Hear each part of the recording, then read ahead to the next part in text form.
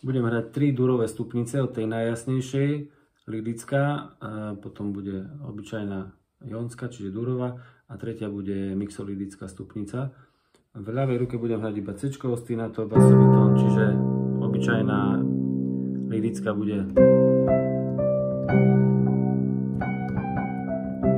Charakteristický interval tam je tá zväčšená kvarta.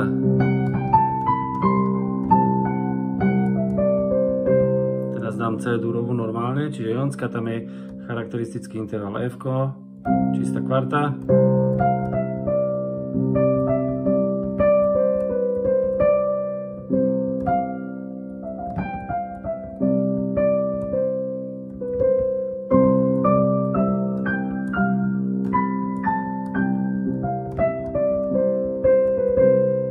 Teraz C mixolyrická, charakteristický interval je malá septima, to je vlastne ako keby F dur od 5. tónu.